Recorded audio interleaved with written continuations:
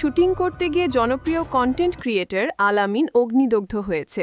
পরে তাকে উন্নত চিকিৎসার জন্য শনিবার ঢাকা মেডিকেল কলেজ হাসপাতালের বার্ন ইউনিটে হস্তান্তর করা হয়েছে।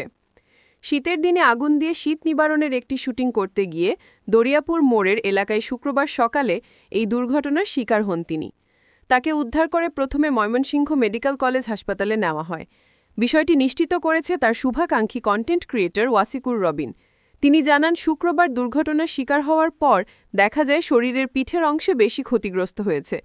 আজকে তার ক্ষতচিহ্ন আরও দেখা গেছে। স্থানীয়রা জানিয়েছেন, জনপ্রিয় ফানি কন্টেন্ট ক্রিয়েটর আলামিনের শরীরের ৩৫ থেকে ৪০% পুড়ে গেছে।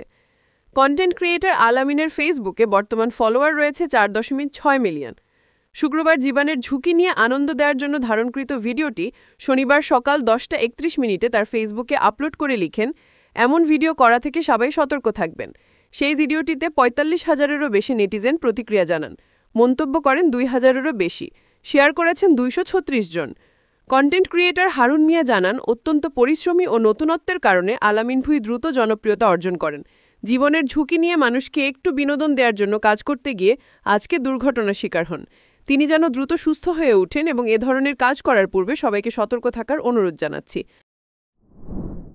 নিত্য নতুন নিউজ আপডেট পেতে লাইক, কমেন্টে এবং শেয়ার করে রোজ খবরের সাথেই থাকুন।